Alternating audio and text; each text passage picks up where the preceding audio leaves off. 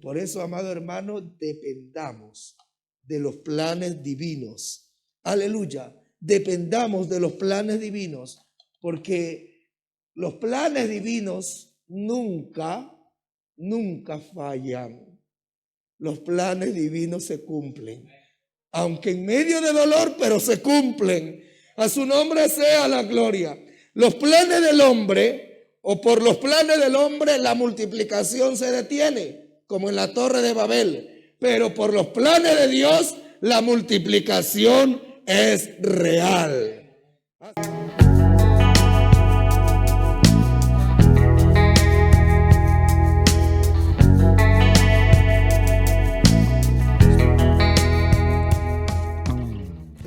Vamos a abrir las Sagradas Escrituras y vamos a leer en el libro de Éxodo, aleluya, capítulo 1.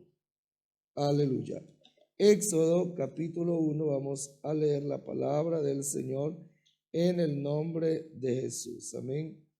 Éxodo, capítulo 1. Y vamos a leer los versículos del 6 al 12. La palabra de Dios nos dice así: y murió José y todos sus hermanos y toda aquella generación. Él fructificaron y se multiplicaron y fueron aumentados y fortalecidos en extremo, y se llenó de ellos toda la tierra.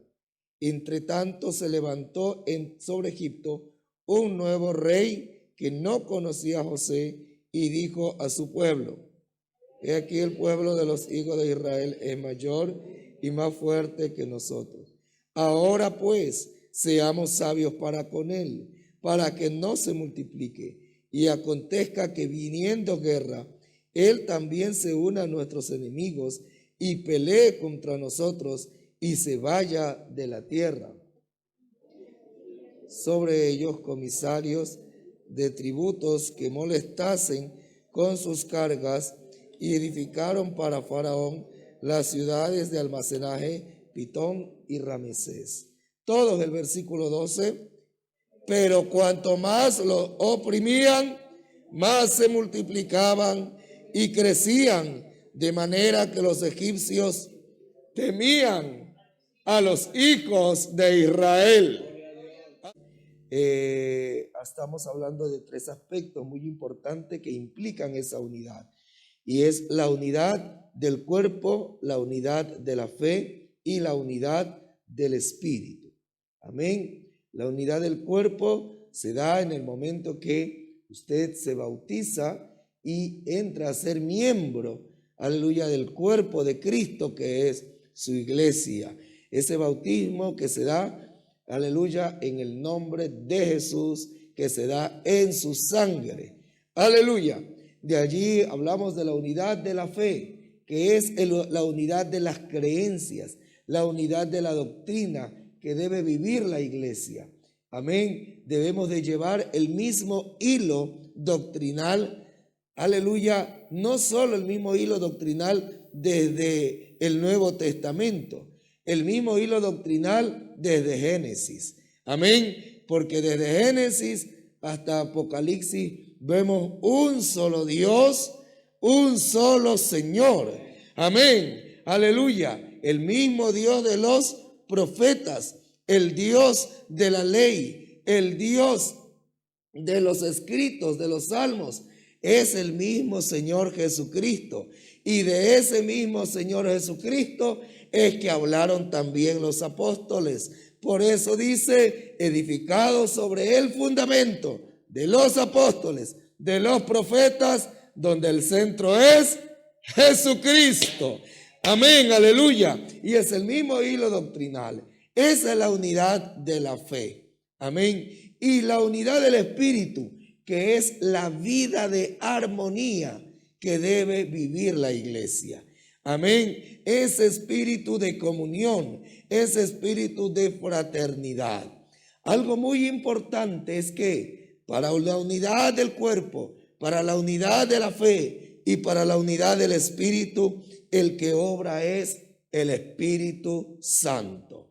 Amén. En la unidad del cuerpo, para que usted llegue a ser miembro del cuerpo de Cristo, ¿Cómo obra el Espíritu Santo? Nos dice, nos convence de justicia, de pecado y de juicio. Amén. Y creemos y nos introniza a este cuerpo maravilloso. En la unidad de la fe, ¿cómo obra el Espíritu Santo? Pues para que nosotros mantengamos, aleluya, recibamos y mantengamos esa unidad doctrinal. El Espíritu Santo nos enseña a través de los dones espirituales y a través de los dones ministeriales. Nos capacita, nos instruye a través de la palabra de sabiduría, de ciencia, a través de la palabra profética, a través de la enseñanza que da un pastor, amén, que dan los apóstoles, como dice Efesios capítulo 5, para la edificación de la iglesia y la unidad de la fe. Amén. Y la unidad del Espíritu, que es esa comunión, esa armonía. ¿Cómo obra el Espíritu Santo allí? Es el mismo Espíritu a través del fruto del Espíritu. Porque es el fruto del Espíritu lo que nos puede llevar a vivir en armonía. Pues el fruto del Espíritu es amor, paz, paciencia, benignidad, bondad, fe, mansedumbre y templanza. Cuando nosotros dejamos, aleluya, cuando nosotros dejamos que el Espíritu Santo no solamente nos llene, sino que se manifieste a través del fruto del Espíritu, es difícil que no haya armonía. Amén. Aleluya. Pero cuando el Espíritu Santo allí se manifiesta a través del fruto en el creyente tiene amor, paz, paciencia, soporta, aleluya, en mansedumbre, no se aira, no pelea, amén, se controla, tiene el dominio propio, aleluya, tiene esa templanza, porque lo hace ¿quién? El Espíritu Santo. Decíamos incluso que la armonía y la comunión de la iglesia o la unidad del Espíritu no depende de leyes religiosas o de propósitos religiosos humanos como el ecumenismo. No, no depende de eso. Ni tampoco depende de mi grado de cultura o de educación, que eso es muy bueno. Pero cuando hablamos de la unidad del Espíritu en la iglesia, eso depende del Espíritu Santo. Porque mi educación me puede llevar a saludar a alguien. Amén. A respetar a alguien. Pero en mi corazón de pronto puede haber el deseo de ni saludarlo, ni mirarlo. Pero el Espíritu Santo me lleva. Aleluya. Y puede más. Amén. Puede más. El Espíritu Santo en mí. Aleluya. La esperanza de gloria. Entonces, como vemos allí que es el Espíritu Santo el que obra en la unidad del cuerpo, en la unidad de la fe y en la unidad del Espíritu. Por eso dice en Efesios 4, soportando los unos a los otros, aleluya, y allí dice, ¿cómo lo soportamos? En un cuerpo, en un espíritu, en una misma fe, en un mismo Señor, en un mismo bautizo, en un mismo Dios y Padre de todos, el cual es sobre todo, por todos y en todos. Una alabanza a nuestro Dios. Mantengamos cada día esa unidad de la iglesia. Ahora, el día de hoy, continuando con la unidad de la iglesia, vamos a hablar acerca de la unidad de la iglesia en los tiempos de opresión. Amén. Unidad de la iglesia en la opresión, pero para la multiplicación. Porque el tema central que estamos hablando es unidad y multiplicación. Recordando que la unidad ayuda a la multiplicación. Amén. La separación obviamente bloquea, detiene el crecimiento, detiene la multiplicación. Pero cuando hay unidad, unidos podemos más. Decía una frase, aleluya, ¿quieres? Así me fue. ¿Quieres llegar lejos? Amén. Ya la tenía ahorita y se me fue. Amén. Aleluya. No. Bueno, se me fue. Entonces, la importancia de la unidad para la multiplicación. Pero sucede que aún para esa multiplicación es importante saber que viene el momento de la opresión. Aleluya, viene el momento de la opresión. Y la opresión, desde el punto de vista divino de Dios, se convierte indirecta o directamente en una arma, en un medio, en una estrategia de Dios para la multiplicación. Amén. Y el verso que hemos leído lo aclara muy bien. Dice, por cuanto más los oprimían, más se multiplicaban. Mientras más lo oprimían, tanto más se multiplicaban. ¿Cómo le parece esa frase? Amén. A ver, podemos decirlo. Cuanto más lo oprimían, más se multiplicaban. Más lo oprimían y más se multiplicaban. Miremos algunas frases. El peor sufrimiento, aleluya, está cuando la soledad lo acompaña. ¿Qué dice usted? A ver, ¿quién opina algo? El peor sufrimiento está cuando la soledad lo acompaña. O sea, si viene un sufrimiento, si viene un momento difícil, ese momento difícil se hace más difícil y más doloroso cuando se está solo. Pero cuando hay momentos difíciles y opresión, qué bueno es tener a alguien al lado. A su nombre sea la gloria. A su nombre sea la gloria. Y es lo que dijo el proverbista Salomón en Eclesiastés. Mejores son dos que uno, porque tiene mejor paga de su trabajo. Y cuando viene el momento difícil, ¿qué dice? Si el uno cae, aleluya, el otro levantará a su compañero. Pero hay del solo, que cuando cayere, no habrá segundo que lo levante.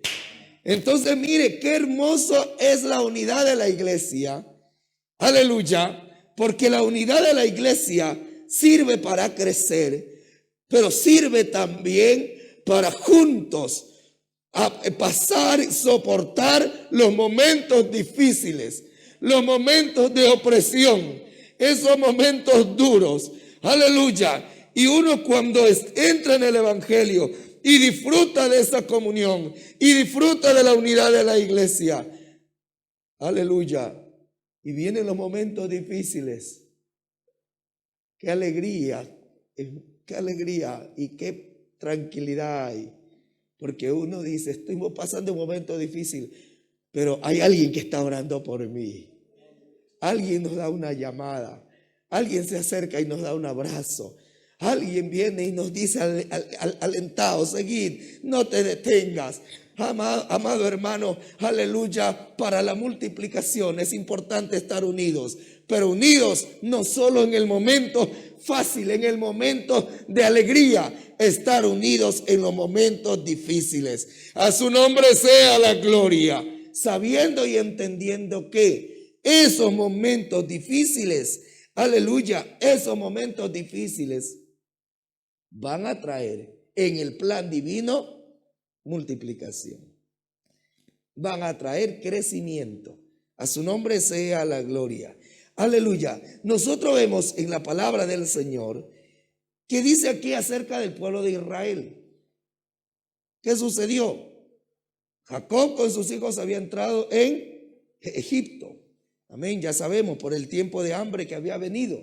Ellos entraron en Egipto. José era el gobernador, también ya sabemos lo que pasó allí, ¿verdad? José tuvo un sueño, después lo interpretó, salió de la cárcel, en fin, lo colocaron como gobernador y ese momento, ese tiempo se aprovechó ¿para qué? Para traer a su parentela a Egipto. ¿Reconoció algo José? ¿Qué le dijo José a sus hermanos cuando vinieron a Egipto? vosotros habéis pensado esto para mal acerca de mí, pero Dios lo tenía para bien. A su nombre sea la gloria. Entonces, ya entraron allí, pero ¿qué sucedió? Pasaron años. José murió. Amén. Y digamos que José era el contacto con el rey. Amén. Entonces murió y comenzó el pueblo de Israel a vivir ese tiempo ya de esclavitud y de opresión por parte de el rey Faraón y del pueblo de Egipto. Amén.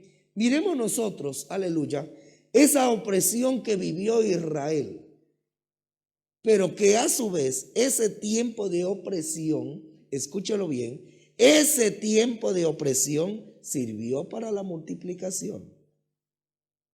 Ese tiempo de opresión sirvió para la multiplicación en el plan divino. En primer lugar, cuando nosotros miramos la palabra opresión, ¿qué nos indica la palabra opresión? La palabra opresión, aleluya, que viene del latino oppresio, que es el acto de oprimir, de sofocar, de presionar, de someter, ya sea a una persona, a una actitud o a una comunidad. La opresión puede ser el uso de la violencia para demostrar autoridad. Amén. Y dentro de la opresión también está los actos de tiranía. Amén. Esa forma verduga de una persona o de una autoridad de coger y oprimir a una persona, a una familia, a una sociedad, a un pueblo, puede vivir en ese tiempo de opresión. Amén. Puede haber obviamente también la opresión personal. Alguien que oprime a otro, que lo sofoca, amén, que lo somete, que lo subyuga y que lo pone mal y que lo lleva a un esclavismo, a un sometimiento terrible y a un tiempo de sufrimiento. Entonces, esta era la situación de Israel. Israel estaba viviendo en un tiempo de opresión bien terrible, sofocación. Estaban subyugados, estaban allí bajo ese imperio egipcio, siendo maltratados. ¿En qué aspecto nomás vemos nosotros la opresión en el pueblo de Israel? Opresión social. ¿Qué es la opresión social? Es cuando una persona es objeto de la crueldad, la humillación por parte de una sociedad o un grupo determinado. El pueblo de Israel estaba viviendo un tiempo de opresión social, en el sentido de que ellos eran objeto de burla, eran objeto de racismo.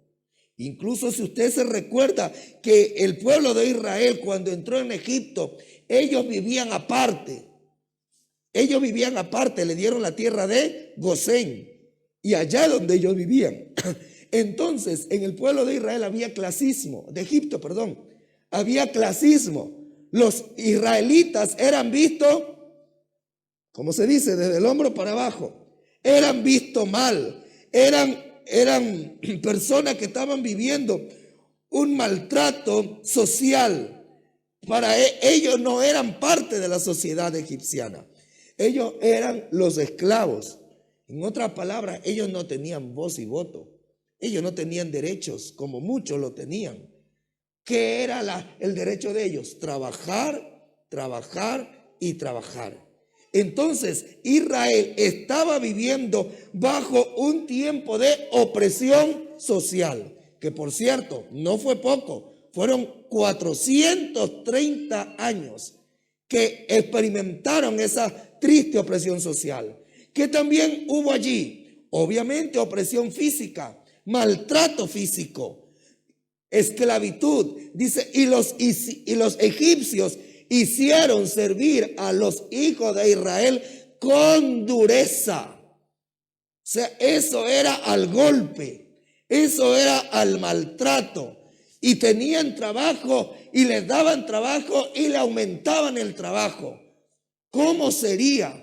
Amén. Pero mire, aunque todo esto pasaba, ¿qué dice la Biblia? Más los oprimían y más se multiplicaban. Hay poder en el nombre del Señor Jesús. ¿Por qué? Porque las promesas de Dios son fieles y son verdaderas. Incluso cuando Dios le dijo a Moisés que vaya a liberar al pueblo, y Moisés habló con Faraón y le dijo lo que Dios le había dicho: deja ir a mi pueblo. ¿Qué hizo Faraón?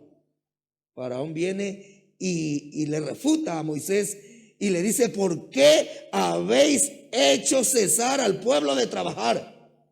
Déjatlos, que los estás estorbando.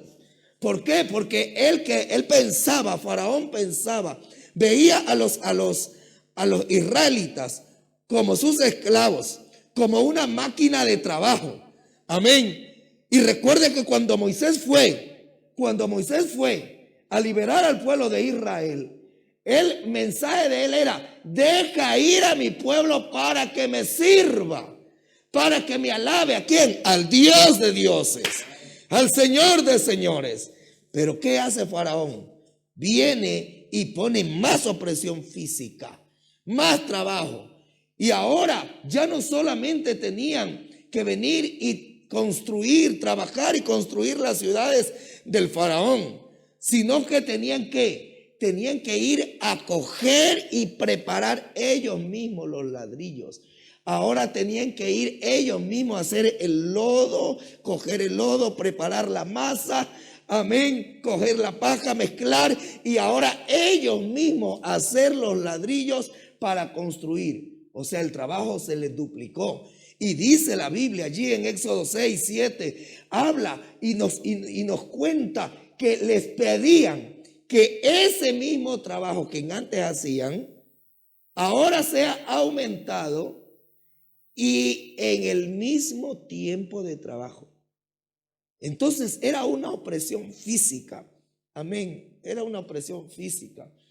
Y ahí es cuando nosotros también tenemos que abrir muchas veces los ojos y darnos cuenta si el trabajo que Dios que tenemos está sirviendo de bendición o está sirviendo de opresión, y nos está impidiendo ir a alabarle a Dios, ir a servirle a Dios, porque el enemigo, aleluya, él viene y te pone una opresión, pero él viene y cuando tú quieres reaccionar o buscar de Dios, ¿sabes lo que pasa? Te pone más trabajo, pero tenemos que, con el poder del Espíritu Santo, diferenciar lo que es de Dios y lo que no es de Dios. Hay poder en el nombre del Señor Jesucristo. Esa opresión física, a su vez, vemos que llevó también a la opresión religiosa. ¿Por qué opresión religiosa? Porque Faraón no quería dejarlos ir a adorar al Dios de Israel. El Dios de Israel, sabemos cuál era: Jehová, Elohim, Adonai, amén, el Shaddai, el Todopoderoso. Ese era el Dios de Israel. Pero allá en Egipto, había una proliferación de dioses, había politeísmo, había un sinnúmero de deidades. Allá estaba el panteísmo, allá se creía que la naturaleza era Dios, el río Nilo era Dios, que el sol era Dios, que la vaca era Dios, en fin, un poco de dioses que ellos tenían. Y eso indirectamente ellos estaban tratando de imponerle al pueblo de Israel. O sea, opresión religiosa. Y dése cuenta que usted que cuando el pueblo de Israel salió de Egipto y Moisés subió al monte, amén, y estuvo algunos días allá, el pueblo, ¿qué le pidió a Faraón? A Aarón. ¿Qué le dijo a Aarón? No, Moisés, aquí se demora. Haznos dioses. ¿Y de dónde acá saca Israel todo eso? Pues ahí está lo que pasó. Amén. Gloria al Señor. Ahí está lo que pasó con esa opresión religiosa que tenía el pueblo de Israel. Amén. la opresión de religiosa. Y por último, una opresión que el pueblo de Israel vivió fue la opresión moral. Opresión moral, o sea, opresión a su propia vida, opresión a su mentalidad, amén, a su forma de ser. ¿Se puede usted imaginar los diferentes traumas que pudieron haber vivido los israelitas? ¿Ah? Usted sabe lo que es trabajar y tras que estás trabajando recibes golpes encima. Llegas a tu casa. ¿Cómo llegarían esos hombres? Regresarían a sus casas cada día de trabajo. Amén. ¿Y cómo sería también el momento cuando el rey dio la orden que maten a los niños? Póngase usted a pensar cómo sería para una madre, para un padre, mirar allí que entra un egipciano, que entra alguien y coge a su niño recién nacido y lo descuartiza, lo acaba, lo mata. Amén. Eso es fuerte. Y eso ataca no solamente en momentos, sino eso ataca aún a la misma mente de la persona. Aleluya. Toda esa opresión moral que vivió el pueblo de Israel. Amado hermano, pero qué bueno que Dios, en medio de eso, ahí estaba Dios. Ahí estaba Dios, ayudándoles, fortaleciéndoles y haciéndoles entender que sobre todas las cosas Él es Dios y ellos son su pueblo. Demos una alabanza a nuestro Padre Celestial. Amén. Entonces vemos allí esas opresión que vivió el pueblo de Israel. Pero ¿qué dice? Mientras más los oprimían, ¿qué pasaba? Más se multiplicaban. Y nosotros vemos allí que el pueblo de Israel se multiplicó. Pero ahí es importante entender cómo en medio de la opresión más se multiplicaban. ¿Y por qué el pueblo de Israel se multiplicó tanto en medio de la opresión? Una de las bases que debemos entender, el que por qué se multiplicó en medio de la opresión, es porque Dios le había dado promesas de multiplicación. Escuche bien.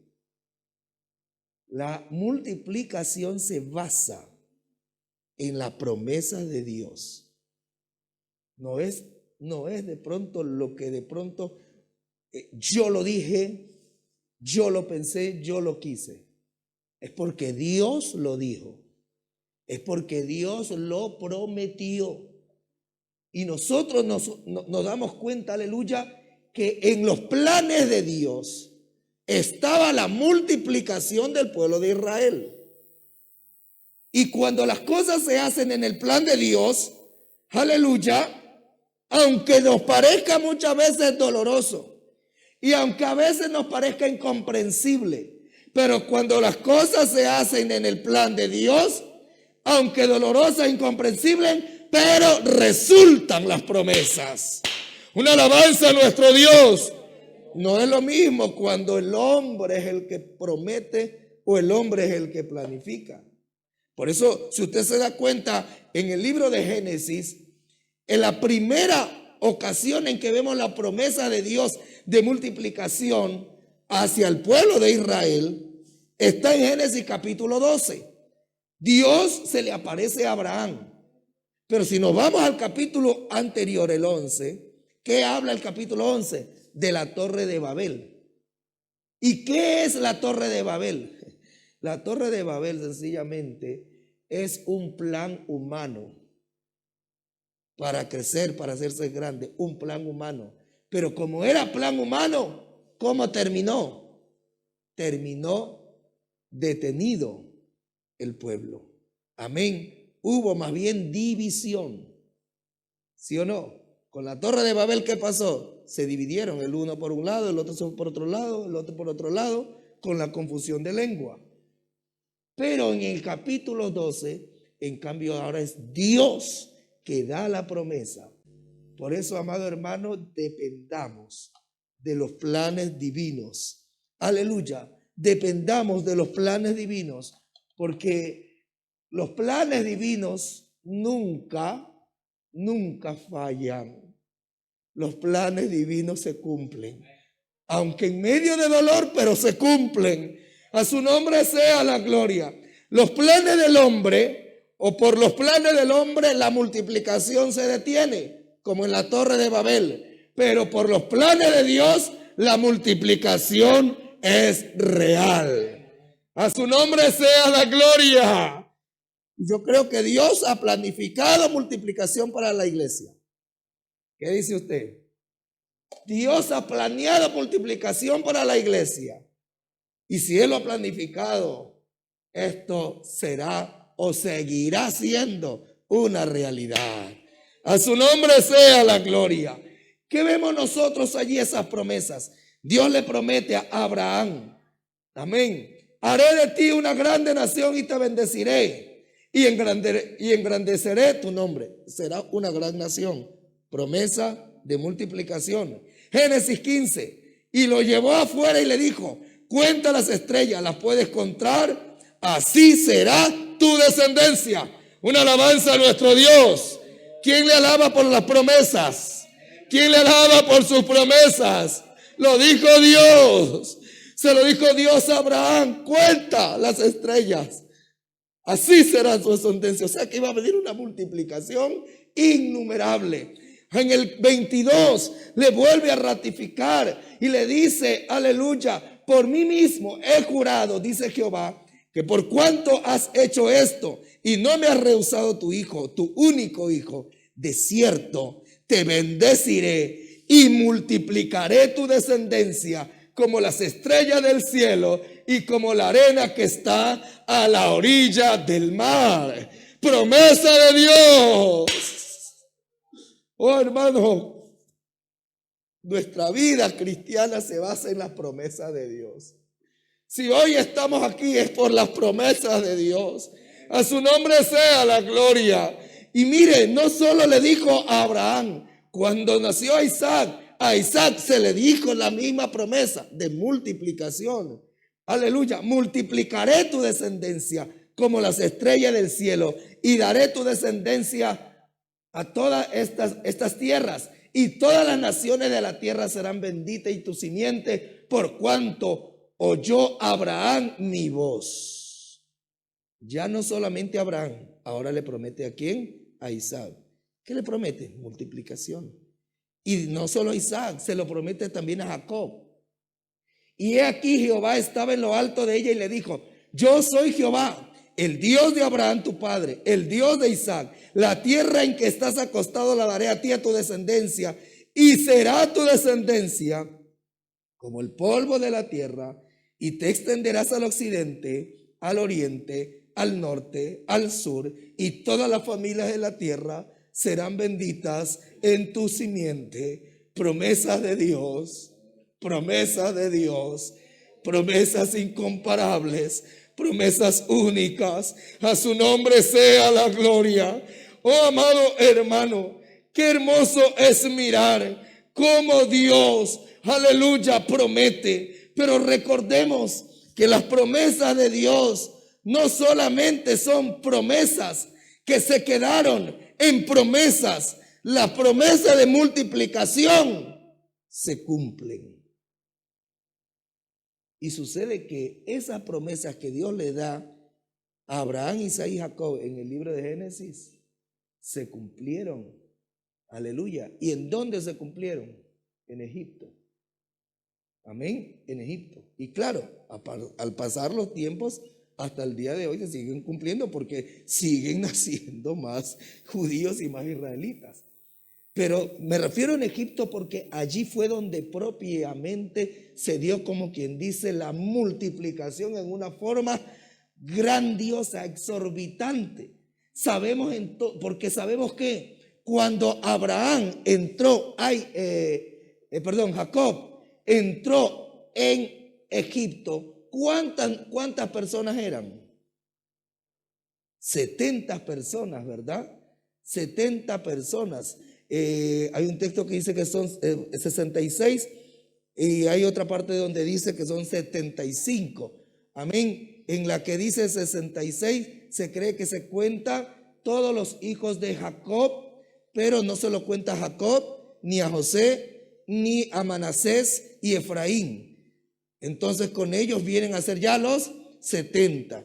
Y cuando dice 75 en el libro de Hechos capítulo 7, se cree que fue entonces allí de igual manera Jacob más José más sus hijos y las mujeres de los hijos de José y la mujer de José, que vinieron a ser ya parentela del pueblo de Israel.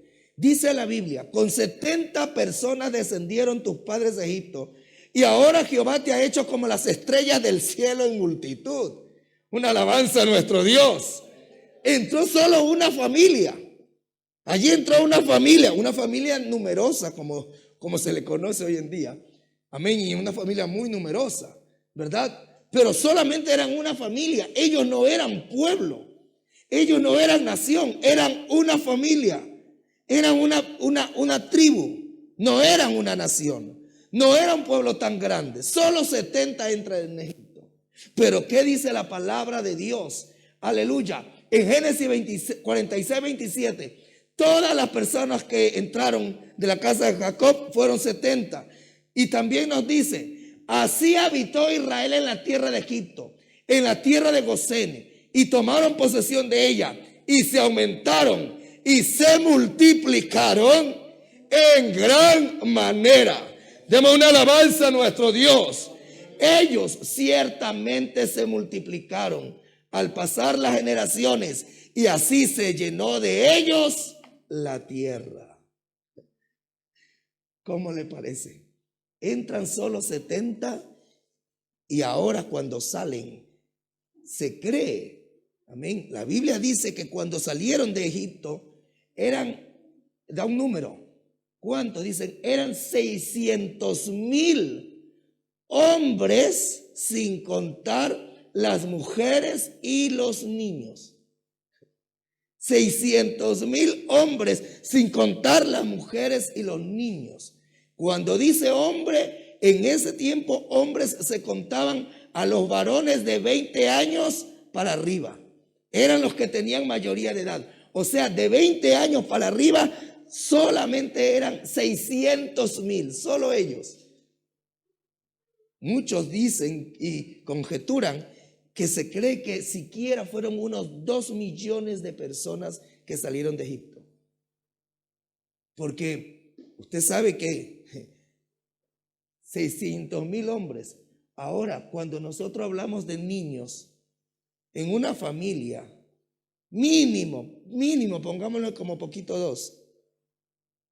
Porque cuando nosotros vamos al tiempo de ellos, no, usted no ve un hijito, 2 hijitos, ¿verdad?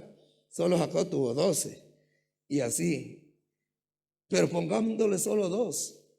Entonces, pongámosles entonces ¿cuántos? Siquiera unos 700,000 niños, más las mujeres. Por eso se cree que salieron siquiera 2 millones. O sea, hubo multiplicación. ¿Por qué? Porque Dios dio la promesa.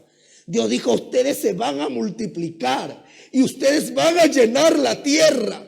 Amén. No fue que le dijo Abraham a Isaac, no fue que le dijo Isaac a Jacob. Fue Dios que le dijo. Él mismo le dijo a Abraham, Dios mismo le dijo a Jacob, Dios mismo le dijo a Isaac. Y en este día Dios mismo nos da promesas a nosotros directamente.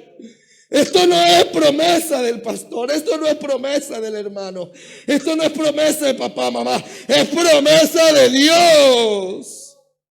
Y las promesas de Dios se cumplen, las promesas de Dios se hacen realidad, aunque toque, aleluya, que esa promesa se cumpla en Egipto, pero se cumplen. A su nombre sea la gloria, a su nombre sea la gloria. Entonces, ¿qué vemos nosotros? Que se llenó, aleluya, que fue una gran multitud la que vino y ahora se multiplicó en Egipto. Se multiplicó en Egipto.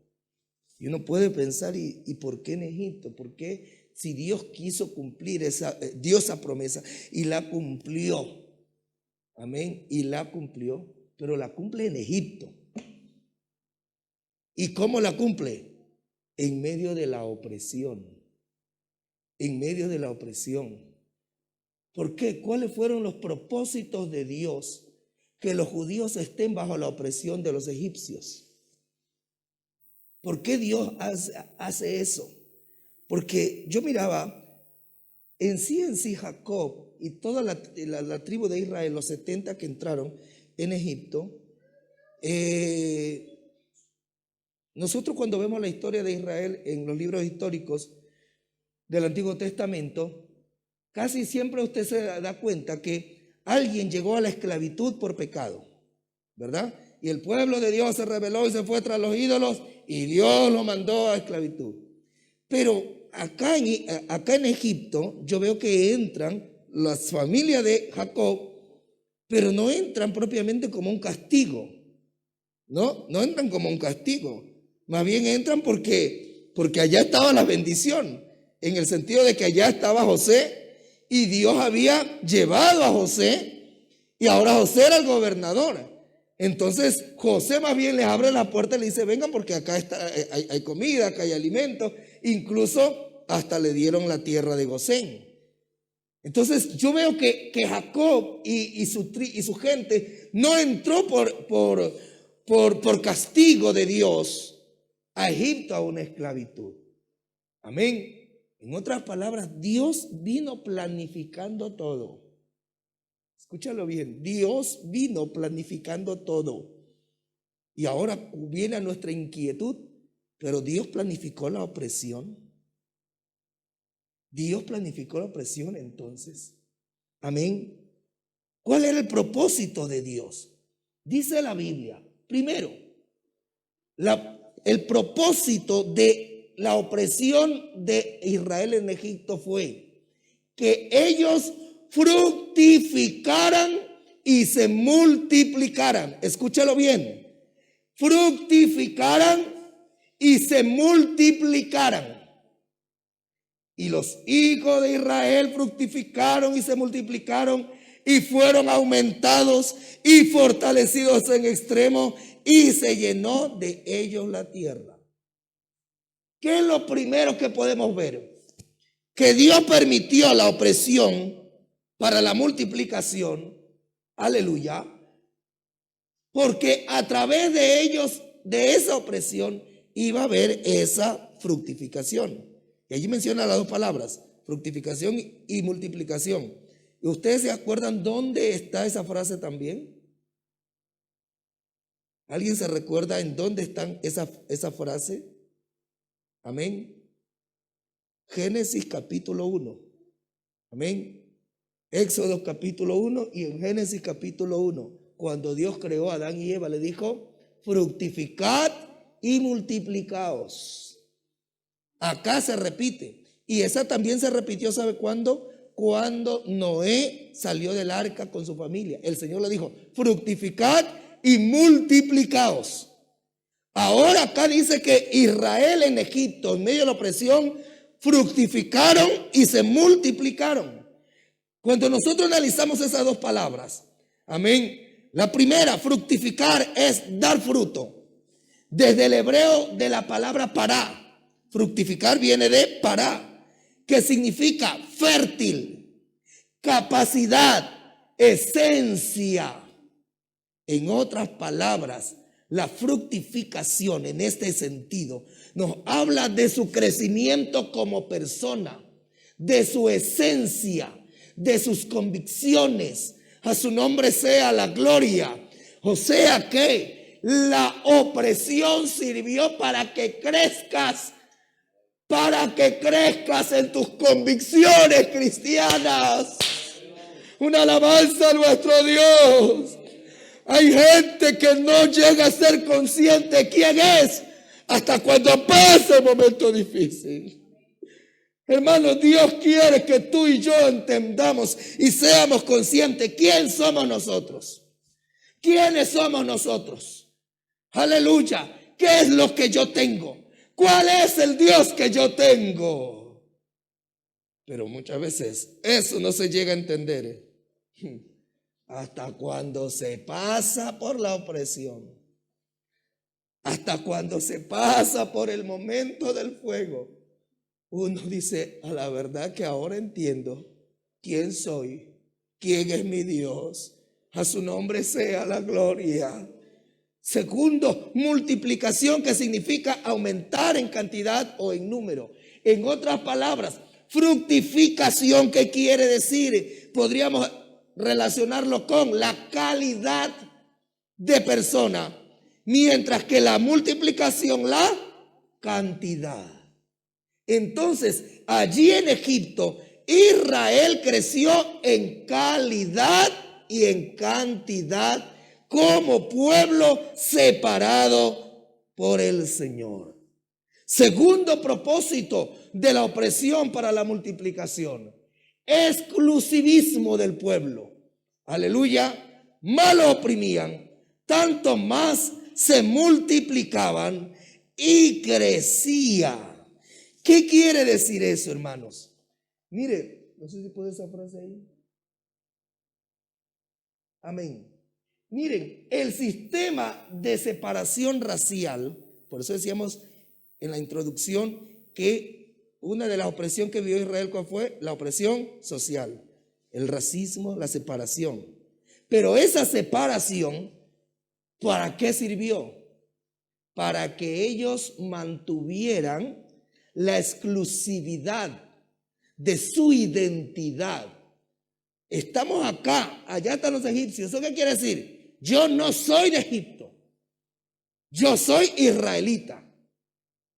Amén. Entonces, la opresión social, de pronto si la vemos desde un punto externo, podríamos decir, pero qué malos, qué terribles, pobres los israelitas. Pero por otra parte, ¿de qué estaba sirviendo esa opresión? De que ellos mantuvieran su identidad. Amén. Ellos me ven mal, ellos me tratan mal. ¿Por qué? Porque no soy de ellos. No soy de ellos. Y hermanos, muchas veces para eso muchas veces sirve. Cuando en el trabajo alguien te desprecia, cuando en la familia alguien viene y te mira mal, cuando en la calle alguien viene y te mira mal porque llevas una Biblia. Amén. Eso no es como para que tú vengas y digas, oh, qué pena, qué dolor, qué vergüenza, mejor dejo el evangelio. No, eso es para que tú te des cuenta que eres diferente, que eres exclusivo, que eres pueblo separado de Dios.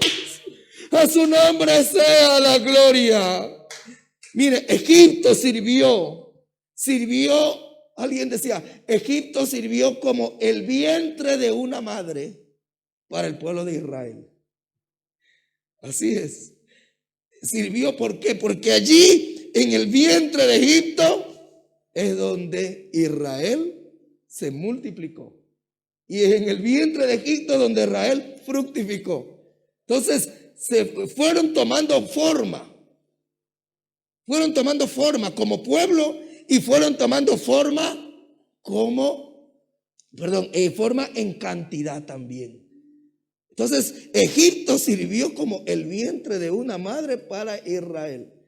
Y yo creo que en este caso, como el vientre de una madre, pero de esas madres con embarazo a riesgo. Esas madres con embarazo a riesgo que solamente tienen que pasar donde el doctor, que tienen que pasar delicado, que cuidado. Amén. Pero allí estaba la mano del Todopoderoso. Una alabanza a nuestro Dios. Mire, ese exclusivismo o esa opresión sirvió para que ellos, escuche bien, se mantuvieran como pueblo separado. Era casi difícil o imposible para el pueblo de Israel, para la familia de Jacob cuando entraron a Egipto. Era casi imposible que un egipcio se casara con una israelita. Eso no iba a pasar. Y tampoco iba a pasar que una israelita iba a buscar a una egipcia. Eso no iba a pasar. No iba a pasar. Amén. ¿Por qué? Porque obviamente, ¿cómo te vas a fijar en un esclavo? O por el otro lado, ¿cómo te vas a fijar en un egipcio verdugo, malo y etcétera? ¿Qué hubiera pasado? ¿Qué hubiera pasado si el pueblo de Israel, si Jacob no se hubieran quedado en Canaán cuando eran 70, solo se hubieran quedado en Canaán y allí hubieran desarrollado toda su vida? ¿Sabe lo que hubiera pasado? Una conjetura mía. Tenían puertas abiertas para mezclarse con otros pueblos. Tenían puertas abiertas para mezclarse con otra raza. Entonces no iba a haber la exclusividad. Pero al estar encerrados ahí en Egipto, a estar bajo la opresión social, ellos no podían y no tenían la manera de irse a mezclar con otros. Entonces se multiplicaron. Pero ¿cómo se multiplicaron? Entre ellos mismos. Entonces ahí viene la exclusividad como pueblo. Entre ellos mismos. Incluso en el capítulo 2, cuando habla de Moisés y su nacimiento, ¿qué dice? Un hijo de la tribu de Leví se esposó con una hija de la tribu de Leví. Los padres de Moisés, entonces los dos eran israelitas. ¿Me explico? No sé si me explico. Entonces, esa opresión sirvió para mantener la identidad y el exclusivismo, porque la Biblia lo dice, que 60 son las reinas, 80 las concubinas, pero una es la exclusiva, la perfecta mía. Y Dios no quiere mezclas. Dios no quiere mezclas. Aleluya. Él es santo, su pueblo es santo, su pueblo está separado por Él y separado para Él. A su nombre sea la gloria. ¿Qué vemos en medio de la opresión? Aleluya. En medio de la opresión también se ven convicciones. Aleluya. En medio de la opresión se ve quién es quién. Usted no puede decir, oh, yo me he guardado en santidad. Ha pasado 10 meses, 1 año, 10 años que estoy en el evangelio y me he guardado en santidad. Y se te pregunta y dime, ¿cuántas veces has sido tentado? No, yo nunca he sido tentado. Entonces, ¿cómo puede venir con convicción? Aleluya. ¿Cuándo uno puede decir, gracias a Dios, estoy en pie? Aleluya, Dios me ha dado la victoria. ¿Cuándo uno lo dice con seguridad y con certeza? Cuando pasó la tentación, cuando pasó la prueba, cuando vino el viento fuerte y no te moviste de la roca y allí doblaste tus rodillas. De pronto te tocó derramar lágrimas. De pronto te tocó venir a hacer ayunos, allí estar metido. Pero eso ayudó a tus convicciones cristianas. Y mire, cuando viene el rey Faraón y dicen a las parteras, le dicen, vengan acá, ustedes van a estar pendientes. Cuando las mujeres hebreas vayan a dar a luz y ustedes se dan cuenta que el que nace es mujer, déjenla con vida. Pero si el que nace es varón, mátenlo. ¿Y qué hacen estas mujeres hebreas? Las parteras temieron a Dios y no hicieron como les mandó el rey de Egipto, sino que preservaron la vida de los niños. Demos una alabanza a nuestro Dios. Aunque la opresión era grande, pero el temor a Dios era más grande. Por eso, amado hermano, el evangelio, aleluya, no es una filosofía, no es una religión, no es poder de la mente. Esto es de convicción en Dios. El temor a Dios no depende de lo que está afuera. El temor a Dios depende de lo que tenemos adentro. Amén. Afuera es que había opresión. Y hoy en día seguimos viviendo en tiempos de opresión y cada día son más la opresión que vive el mundo. Y la iglesia vive cada día más opresión, tantas filosofías, cuántas cosas le meten a nuestros hijos en las escuelas, cuántas religiones, doctrinas, filosofías, pensamientos le meten a nuestros hijos en la escuela, queriendo quitar el diablo, el temor de Dios. Pero allí va la familia cristiana, allí va la iglesia del Señor, que sabemos en quién hemos creído. Y el temor no se fue de ellas. No, es que si el rey Faraón me está mandando, yo tengo que hacer lo que me manda, porque si no me viene muerte. Pero ¿qué dice la Biblia? Ellos no temieron al Faraón, ellos temieron a Dios. Amén. Y eso es convicción. Eso es convicción. Amén. No hago lo malo porque me va a ver el pastor. No hago lo malo porque mis padres se van a poner tristes. No hago lo malo porque va a pasar lo de allá y qué van a pensar los hermanos y qué van a pensar. No. No hagamos lo malo por temor a Dios. Por temor a Dios. Porque Él es santo. Y Él nos dice: sé vosotros santos. Aleluya, como vuestro Padre que está en los cielos es santo. Una alabanza a nuestro Padre celestial. Algo muy importante, aleluya, que se declara en medio de la opresión, es la fe. Es la fe. Aleluya, la certeza de lo que se espera, la convicción de lo que no se ve. Mire cuánto habían pasado. Yo creo que más o menos ya habían pasado 350 años. Sí, porque Moisés nació y Moisés liberó al pueblo de Israel cuando tenía 80 años. Y el pueblo de Israel salió libre cuando tenía 430 años. Entonces 430 menos 80, 350, ¿no? Haciendo un cálculo más o menos. O sea, habían pasado 350 años que los 70 israelitas entraron en Egipto. ¿Cómo entraron ellos? ¿Cómo entró en su mente? ¿Quién iba en su mente y su corazón? El Adonai. El Jehová de los ejércitos. ¿Quién entró en su mente? Aleluya, el Elohim, el único Dios. Amén, el verdadero, el que se le presentó a Abraham y le dijo: yo soy el Dios todopoderoso. Aleluya, Él se le presentó. Y eso es lo que llevaban allá. Y habían pasado 350 años. ¿Y qué vemos? Que la fe la mantenía el pueblo de Israel.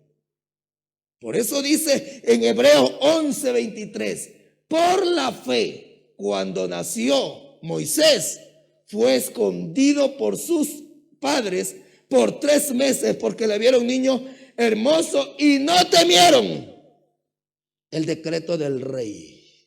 Aleluya, aleluya. 350 años y seguía manteniendo el pueblo esa fe.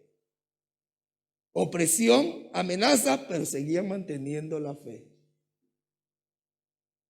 Jocabed, Amram, los padres de Moisés, aleluya, mostraron tener fe.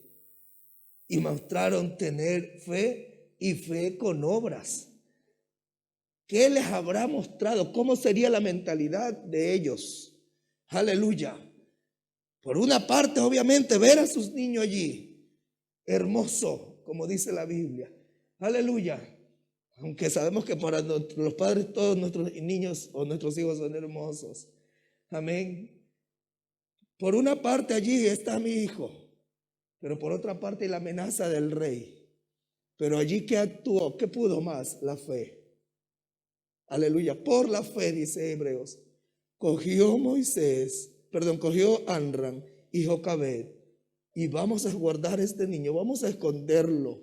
Aleluya, algo Dios va a hacer aquí, algo Dios puede hacer. Oh, amado hermano, qué hermoso es cuando hay fe, aún en medio de la opresión, aún en medio de la angustia, en medio del dolor. Uno dice: esto está muy grave, esto que me están diciendo está muy fuerte, esta opresión laboral, este problema económico. o aún este problema espiritual está muy fuerte contra mí. Oh, ¿yo qué puedo hacer? Si puedes hacer algo, aleluya, por la fe, actúa, por la fe, sigue alabando a Dios, por la fe, sigue creyendo en Dios. Ellos escondieron el niño. ¿Y qué sucedió? El día de mañana Dios tenía planes para ese niño. Ese niño fue el gran libertador, caudillo de Israel. Hasta el día de hoy, para los israelitas, Moisés es una insignia grande. Y para nosotros como iglesia también es un gran ejemplo el liderazgo de Moisés. Amén. Pero dígame usted, ¿qué hubiera pasado si Amram y Jocabed no hubieran tenido fe? ¿Qué hubiera pasado si ellos se hubieran resignado a la amenaza de Faraón? Oh, ellos no lo habían escondido, sino que aquí está. Se acabó Moisés. Aleluya. ¿Quién iba a liberar al pueblo de Israel? Aunque sabemos nosotros que en los planes de Dios, si Dios iba a liberar a Israel, lo liberaba de cualquier manera y con cualquier persona. Pero yéndonos a la posición de ellos como padres. Amén. ¿Qué hubiera pasado el día de mañana? Oh, amados hermanos, nuestra fe nos debe llevar a cuidar a nuestra gente. La fe nos debe de llevar a actuar, a orar, a interceder. Yo veo a Amram y Jocabed un acto de intercesión. Aleluya, un acto de intercesión. Calafatear la canastilla. Amén, coger la canastilla. Eso es un acto de fe. Amén, esa es una obra de fe. Amén, eso es calafatearlo con brea, es cubrirlo, amén, cubrirlo. Y nosotros estamos llamados a cubrir la iglesia con oración, con ayuno, porque hay un faraón que está queriendo llevarse a nuestros niños, queriendo llevarse a nuestra gente. Pero allí va la iglesia en medio de la opresión. Ora, en medio de la opresión ayuna, en medio de la opresión intercede, porque Dios va a traer multiplicación. Una alabanza a nuestro Padre Celestial. Una alabanza a nuestro Dios. Allí vemos una vez más, hermanos, que ellos hicieron un acto de fe, no por temor a Faraón, sino ¿por qué? Porque creyeron en un Dios todopoderoso. Aleluya. Sabemos nosotros que desde Génesis capítulo 3, amén, al diablo le comenzó una preocupación bien grande. Amén. Entre las preocupaciones que él podrá tener, a partir de Génesis 3 le comenzó una preocupación bien grande. ¿Cuál fue la preocupación? Lo que Dios le dijo. He aquí, la pondré enemistad entre ti y la serpiente. Amén. Esta simiente, amén, te herirá en el calcañar, pero la simiente tuya, la simiente de la mujer, lo herirá ¿en dónde? En la cabeza. Desde que oyó Satanás esas palabras, él comenzó a temblar. En cualquier momento se va a levantar la simiente de una mujer que me va a herir en la cabeza. Por eso nosotros vemos algunas veces en los decretos dados por reyes, amén, dados por reyes contrarios a Dios, decretos como este: maten a los niños, porque él estaba preocupado y dice: uno de estos niños va a ser el que me va a herir en la cabeza. Hay que matarlos, uno de estos me va a herir en la cabeza. Eso pasó en los días de Herodes también, recuerde, cuando Jesús nació. Amén. Pero así también vemos a quién, a María y a José, cumpliendo por fe la palabra de Dios. A su nombre sea la gloria. Amado hermano, Dios tiene líderes en la iglesia. Dios tiene líderes en la iglesia. Y cuando se presentan dificultades, la iglesia debe estar unida. ¿Por qué? Porque en medio de las dificultades, puede gestarse, puede concebirse el próximo líder de la iglesia. El próximo líder de la iglesia. Por eso nunca dejemos de trabajar, de orar, de interceder, de aconsejar. Nunca dejemos de tener paciencia los unos con los otros. Amados hermanos, nunca dejemos de doblar las rodillas y de alzar nuestra voz por los siervos, por los jóvenes, por los niños. Esa es la fe que necesitamos cada día. Aleluya, porque en medio de la opresión va a haber multiplicación. A su nombre sea la gloria. Y algo maravilloso en medio de la opresión, que es que en medio de la opresión actúa la intervención divina. Hay poder en el nombre de Jesús. En medio de la opresión actúa la intervención divina. Mire lo que dice Dios. Por la opresión de los pobres, por el gemido de los menesterosos, ahora me levantaré, dice Jehová, y pondré en salvo al que por ellos suspira. Cuando viene, escúchame bien, hermano, cuando viene la opresión, cuando viene eso que te sientes que ya tú dices, no, es que esto ya es mucho, oh, tantas cosas me han venido y tantas cosas sobre mí, oh, mi cuerpo, mi vida, oh Señor, ya es que ya no puedo más. Escúchame bien, cuando ella está en medio de la opresión, dice, Jehová se levanta. Él es el Dios que defiende a los huérfanos, es el Dios que defiende a la viuda, es el Dios que sostiene la iglesia, es el Dios que cuando te ve oprimido, Él dice, no lo puedo dejar así, yo me levanto. Hoy si Dios se levanta es porque va a ser algo maravilloso, es porque viene algo grande, a su nombre sea la gloria. Y cuando Dios lo llama a Moisés, ¿qué le dice? He visto la aflicción de mi pueblo. He oído su clamor a causa de los exactores. He conocido sus angustias. Escucha, hermano, eso Dios lo dice esta mañana una vez más. He oído tu clamor. Yo sé tus angustias, pero he descendido ahora para librarte de las manos de los egipcios, para sacarte a una tierra buena y ancha.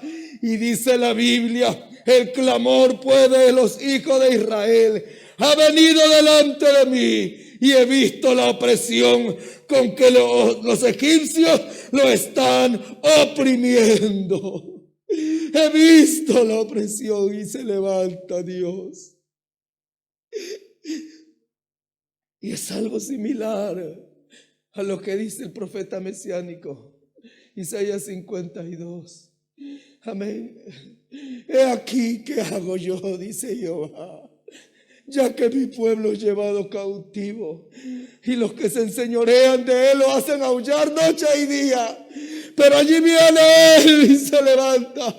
Por tanto mi pueblo sabrá mi nombre por esta causa. Aleluya, en aquel día yo mismo que hablo, he aquí estaré presente. En medio de la opresión hay promesa de liberación. En medio de la opresión hay un Dios que está contigo. No dejes tu fe, no dejes tus convicciones, no cambies tu identidad. Eres hijo de Dios, eres santo, eres hijo de Dios, eres santo, eres santo. Y allí dice Dios, yo me levanto, oh Dios, alabanza.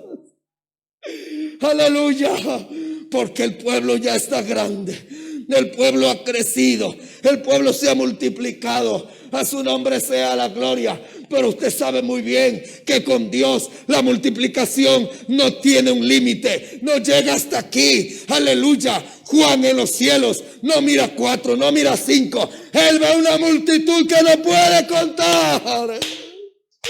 Por lo tanto, la multiplicación para la iglesia aquí no ha terminado. No son todos los que estamos, faltan muchos más. Amén. Pero necesitamos cada día mantener nuestra convicción y saber que aunque te viene un momento de dolor, aunque te viene un momento de angustia, hay un Dios que está allí. Amén. Hay un Dios que está allí. Hay un Dios que sabe lo que tú estás pasando, que sabe la angustia, el dolor, el problema, las amenazas, esa burla. ¿Qué nomás pueden haber dicho de ti o cómo nomás te habrán amenazado? Oh, pero amado hermano, dice el Señor en su palabra, por la opresión de los pueblos o de los pobres, por el gemido de los menesterosos, dice Jehová, yo me levantaré y pondré a salvo. Yo me levantaré.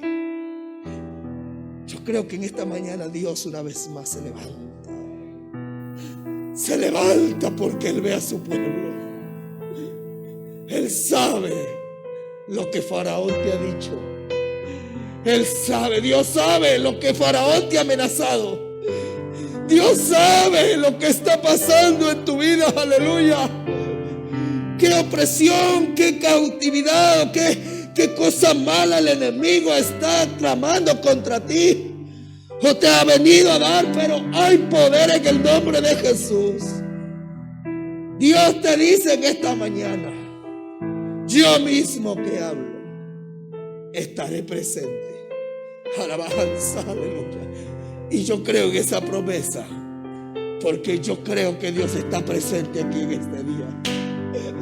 Dios está presente en ese momento de angustia. Dios está presente cuando derramas lágrimas. Dios está presente y se levanta cuando te dan un dictamen médico que te dicen algo terrible o hasta algo incurable. Dios está presente allí. Yo me levantaré, dice Jehová, y los voy a poner a salvo. Los voy a poner a salvo. Aleluya. Pero necesitamos saber que en medio de esa opresión, Dios la permitió por algo. Dios la permitió por algo, para que fructifiques y te multipliques. Entonces, llegó ya el tiempo de que Israel salga de Egipto. Dios descendió con mano poderosa y lo sacó. ¿Será que ya llegó el tiempo? ¿Será que ya llegó el tiempo de que mi opresión sea quitada? ¿O será que todavía voy a tener más tiempo en esta opresión? ¿Por qué? ¿Por qué voy a tener más tiempo en esta opresión? Porque todavía no estoy fructificando como Dios quiere, ni me estoy multiplicando como Dios quiere. Entonces en este día Dios dice, yo vengo a librarte de la opresión, pero meditemos si ya hemos fructificado y multiplicado lo suficiente para salir de Egipto o para salir de aquella opresión. Porque a veces si nosotros lo que primero hacemos en los momentos difíciles es reclamarle a Dios, ¿por qué, Señor, me das esto? ¿Por qué me enfermo? ¿Por qué me botan del trabajo? ¿Por qué me pasó la de acá? ¿Por qué esta amenaza, Señor? Pero qué bueno es mejor preguntar, Señor, tú permitiste esto porque quieres que yo crezca y que yo me multiplique. He crecido lo suficiente ya. Me he multiplicado lo suficiente ya. O todavía estoy en el tiempo que me tocará seguir aguantando y aguantando el golpe opresor, porque me falta aprender. Yo sé que Dios es experto y perfecto en todo, pero también nosotros muchas veces no comprendemos los planes de Dios. Pero recuerda, esa opresión que estás pasando es porque viene una multiplicación. Mientras más los oprimían, más se multiplicaba. Mientras más los oprimían, más crecía. Mientras más los oprimían, seguía la fe, seguía la convicción. Vamos a presentarnos delante de Dios en esta mañana.